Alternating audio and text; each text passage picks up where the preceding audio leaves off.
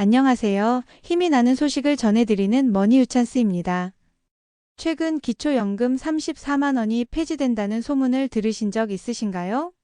그래서 혹시 내가 받던 연금이 갑자기 없어지는 건 아닐까? 하고 걱정하시는 분들도 계실 것 같습니다. 게다가 기초연금 나이가 올라간다는 이야기 때문에 불안해하시는 분들도 많으신데요. 오늘은 왜 이런 소문이 생겼는지, 실제로 폐지되는 게 있는지, 그리고 2025년부터 달라지는 최신 제도는 무엇인지 모두 알려드리겠습니다. 그동안 신청 방법을 몰라서 혹은 나는 해당되지 않을 거야 라고 생각해서 기초연금을 받지 못하셨던 분들도 오늘 영상 끝까지 보시면 억울하게 놓치시는 일이 없을 겁니다. 영상 시작하기 전에 구독과 좋아요, 알림 설정까지 한 번만 눌러주시면 생활에 꼭 필요한 정보를 더 정확하고 쉽게 전달해 드리겠습니다.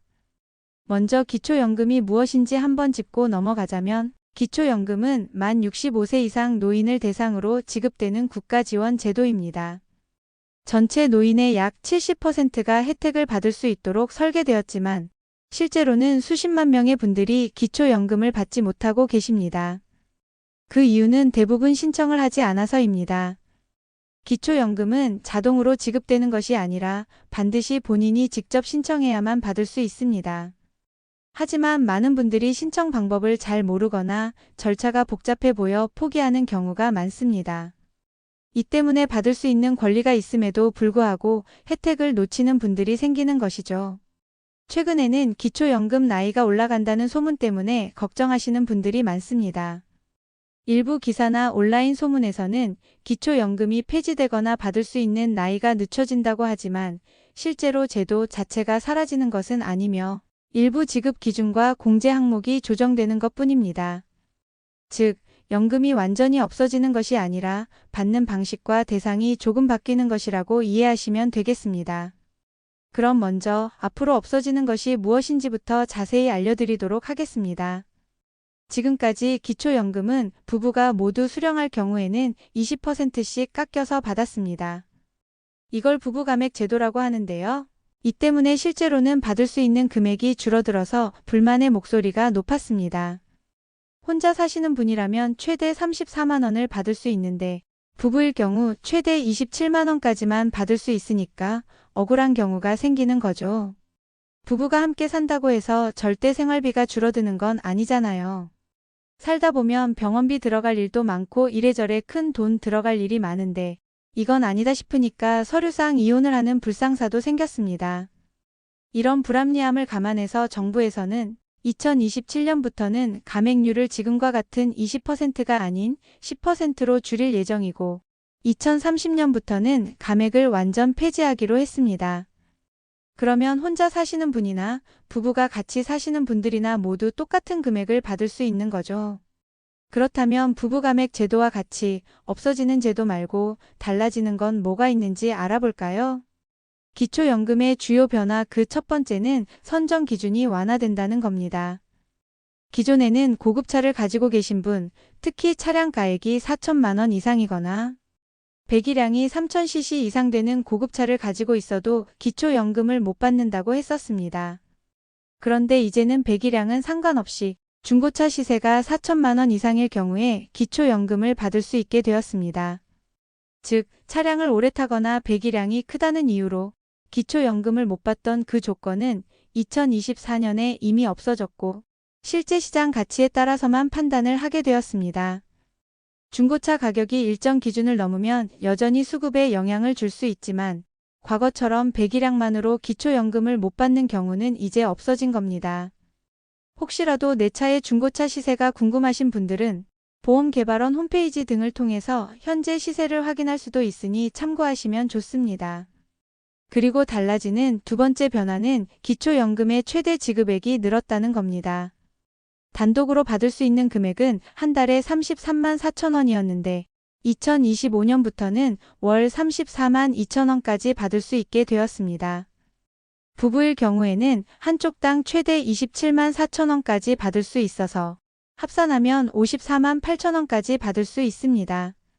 세 번째 변화는 선정 기준이 올랐다는 건데요. 혼자 사시는 분들은 월 소득 인정액이 228만 원 이하, 부부일 경우에는 월 364만 8천 원 이하라면 받으실 수 있도록 기준 금액이 7% 올랐습니다. 그래도 나는 월급이 많아서 못 받는다는 분들을 위해서 나라에서는 근로소득 공제를 해드리고 있는데요. 네 번째 변화로 이 근로소득 공제가 확대되었다는 겁니다. 기존에는 근로소득에서 월 108만 원을 기본 공제하고 남은 금액에서 30%를 추가 공제했습니다. 하지만 2025년부터는 근로소득에서 112만 원을 공제하고 남은 금액에서 30%를 추가 공제합니다. 예를 들어서 한 달 월급이 200만 원이라면 정부에서는 실제로 61만 원 정도만 소득으로 계산하게 됩니다. 이렇게 되면 일하면서 기초연금을 받을 수 있는 분들이 훨씬 늘어나게 되는데요.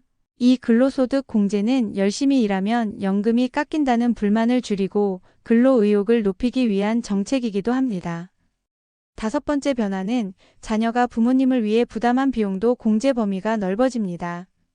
과거에는 같이 사는 자녀가 낸 병원비만 공제 가능했지만 이제는 따로 사는 자녀가 부모님을 위해 낸 병원비, 전기관리비 등도 소득으로 잡지 않습니다. 다만 자녀가 현금으로 용돈을 드리는 경우에는 소득으로 간주되므로 이 부분은 주의가 필요한데요. 이 영상을 보시는 분들이 자녀분들이시라면 현금으로 드리는 대신 병원비, 관리비 등을 지원해 드리는 것이 좋을 것 같습니다. 그렇게 하면 부모님의 소득 인정액이 줄어들어서 기초연금을 받을 확률이 높아지니까요. 기초연금 수급과 관련해서 중요한 또 다른 요소는 재산 기준인데요. 정부는 예금, 부동산, 자동차, 회원권 등 다양한 자산을 평가하며 금융 정보를 1년에 2번 확인하고 있습니다. 특히 요즘 골프 치는 분들도 많으신데요.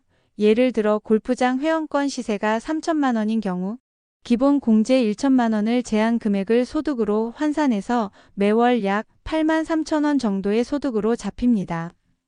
그래서 회원권을 보유한 어르신들 중 생활이 어렵더라도 기초연금을 못 받는 경우도 있으니 참고하시면 좋겠습니다.